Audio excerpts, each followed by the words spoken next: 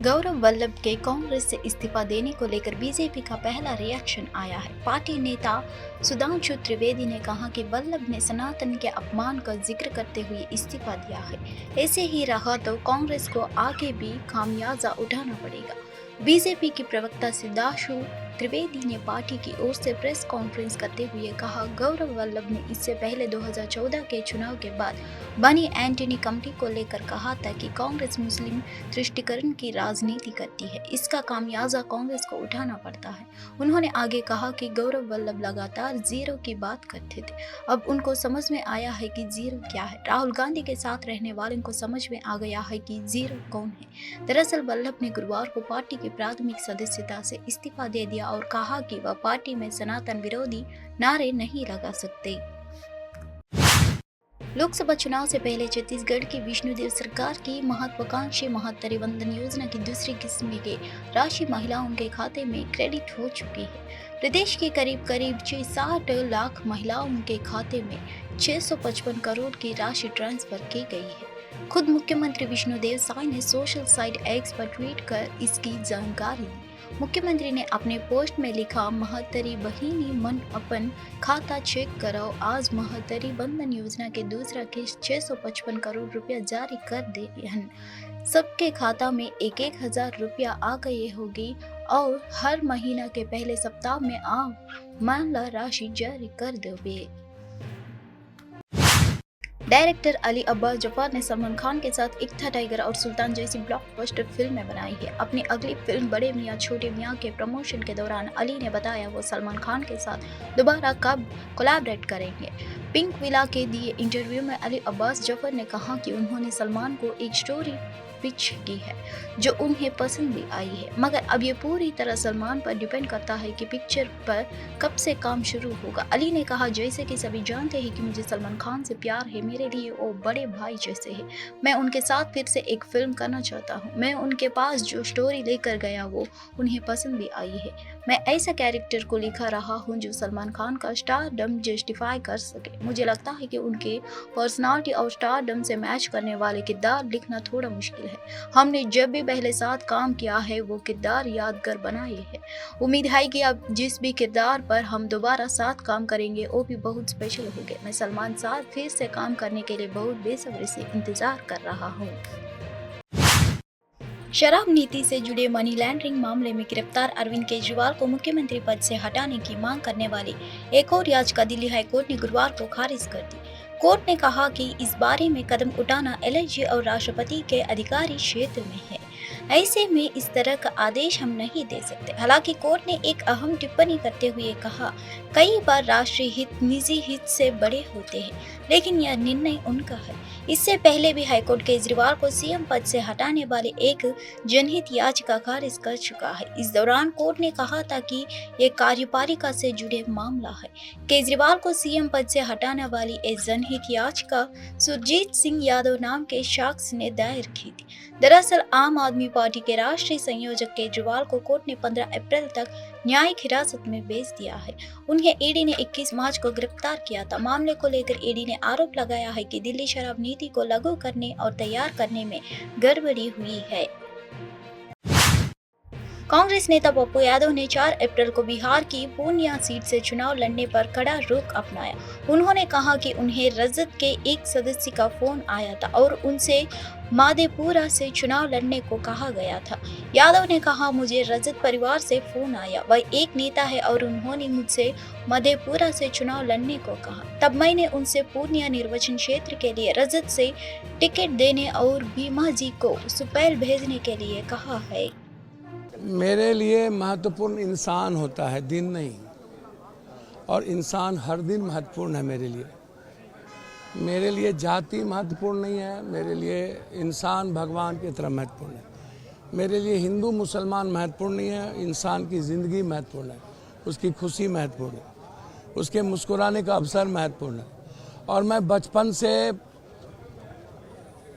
सिर्फ इंसान की ही पूजा किया हूँ। और मेरे लिए महत्वपूर्ण यह है कि पूरी दुनिया पूर्णिया मधेपुरा पूर्णिया पप्पू चुनाव के पहले ही पूर्णिया मानचित्र पर, वर्ल्ड के मानचित्र पर 14 दिन लोगों ने देखा और एक ही बात लोगों ने पूछा, पूर्णिया का क्या, पप्पू का क्या। तो दिल भी जीते, आशीर्वाद भी मिली।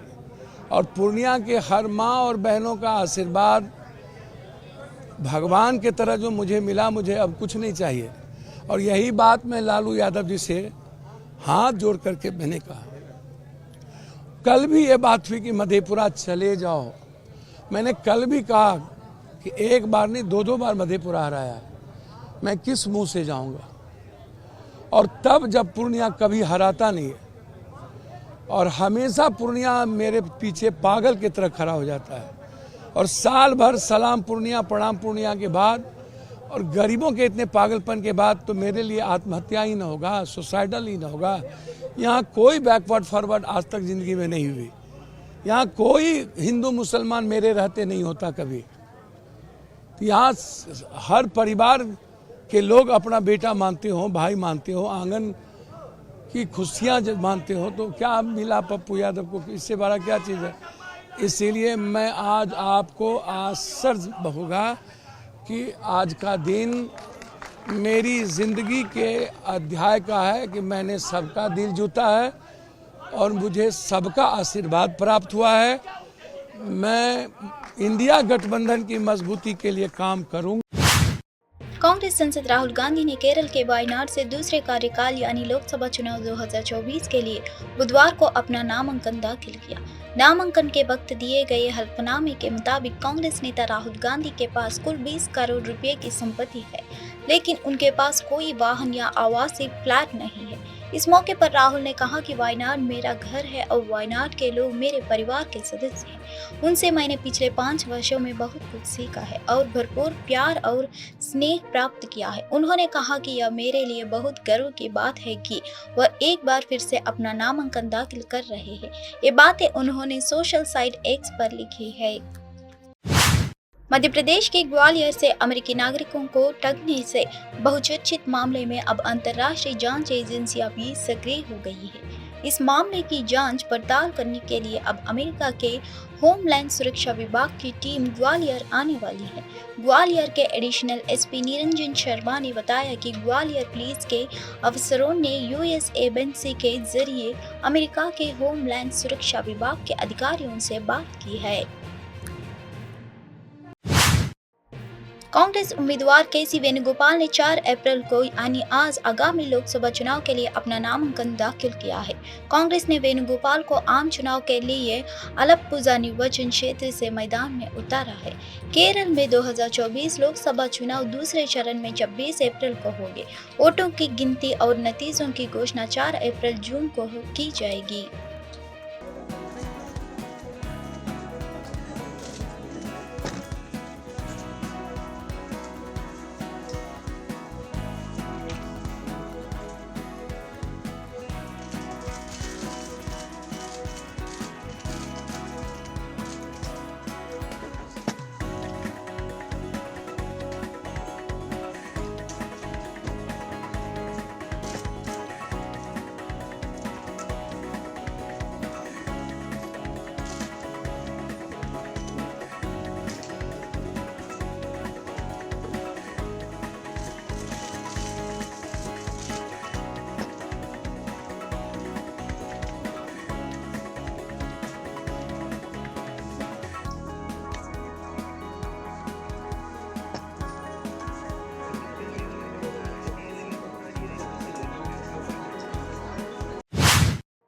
आगामी लोकसभा चुनावों पर असम कांग्रेस अध्यक्ष भूपेंद्र कुमार बोरा ने ऊपरी असम क्षेत्र में जीत का भरोसा जताया, जहां पहले चरण में मतदान होगा।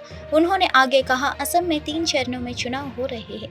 पहले चरण में ऊपरी असम की 5 सीटों पर मतदान होगा और हमें वहां अपनी जीत का पूरा भरोसा है। ऊपरी असम के लोग बसपा के खिलाफ है क्योंकि उसने अपना कोई भी वादा पूरा नहीं किया है। हमने चुनावी रणनीति तैयार करने के लिए पार्टी के राष्ट्रीय अध्यक्ष मल्लिकार्जुन खड़गे, राहुल गांधी, प्रियंका गांधी, केसी वेणुगोपाल और जयराम रमेश को बैठक के लिए आमंत्रित किया है। असम में जो 3 फेज का चुनाव है, पहला फेज में 5 सीट जो अपर असम में है, इसमें हम लोग जीतने का पूरा कोशिश में है और मेरा पूरा विश्वास है जो मुद्रा आज जनता का बीच चर्चा हो रहा है। जैसे बीजेपी ने वादा किया था 6 कम्युनिटीज़ को एसटी स्टेटस देगा, वो नहीं किया। टी लेबरर्स का जो डेली वेजेस है उसको 351 करेगा, वो भी बीजेपी का 10 साल हो गया, वो भी कुछ नहीं हुआ। तीसरा, जो ब्रह्मपुत्र ड्रेजिंग करके फ्लड कंट्रोल, इरोशन कंट्रोल का वादा बीजेपी ने किया था और ब्रह्मपुत्र का दोनों साइड में एक्सप्रेस हाईवे बनाने का वादा किया था, वो भी इलेक्शन का जुमला निकाला मोदी जी का। जैसे आसाम एकॉर्ड का बारे में बीजेपी का वादा था, 5 और 6 क्लॉज नंबर 5 और 6 दे विल इम्प्लीमेंट, कुछ भी नहीं किया। उल्टा उन लोग ने कहा आसाम का ऊपर इम्प्लीमेंट किया। तो अपर असम का जनता पूरा बीजेपी से नाराज है। बीजेपी ने जो बेसिक जो बात बताया था पिछले 2 लोकसभा और 2 विधानसभा। कर्नाटक के उप मुख्यमंत्री डीके शिवकुमार ने एएनआई के साथ एक साक्षात्कार में आगामी लोकसभा चुनावों के महत्व पर जोर देते हुए कहा कि कई चल रहे मुद्दों के कारण ये देश के लिए अत्यधिक महत्व रखते हैं। उन्होंने विश्वास व्यक्त किया कि लोग बदलाव की आवश्यकता को पहचाने हुए भविष्य की कार्रवाई को आकार देने में महत्वपूर्ण भूमिका निभाएंगे। यह चुनाव मेरे लिए नहीं बल्कि देश और राज्य के लिए महत्वपूर्ण है। जिस देश में एक नया बदलाव लाना है, बहुत सारे मुद्दे हैं जिनमें कोविड-19 का समय, पीड़ित आम आदमी की मदद करने के प्रति अलग अलग दृष्टिकोण शामिल है। मेरा मानना है कि लोग याद रखेंगे और वे आगे बढ़ेंगे एक बदलाव, डीके शिवकुमार ने कहा। इसके अलावा डीके शिवकुमार ने कहा कि कांग्रेस पार्टी कर्नाटक से अधिक सीटें जीतकर इतिहास रचेगी और पार्टी के पास विधानसभा सीटों से ज्यादा संसदीय सीटें होगी। उन्होंने कहा, हम कर्नाटक से अधिक सीटें जीतकर इतिहास रचेंगे। जैसे जैसे संसद चुनाव और विधानसभा चुनाव होते जाएंगे, विधानसभा से अधिक का अनुपात होगा। We will just create an history in winning more seats from Karnataka. We had one, but now that will not be the situation. As the parliament elections goes on, assembly election goes on, as per the ratio more than the assembly. Why this election is very important for you, sir? It is not for me, it is for the country and it is for the state. It is not for me, it is for the country which has to have a new change, and the people are suffering. They doesn't have a good governance. You know what has happened in the bonds. You know what Supreme Court has given the judgment. You know what judgment has come out on Notbandi. There are a lot of issues which the people have got a lot of pain, including the time of COVID, the different attitude on even helping the common man who suffered.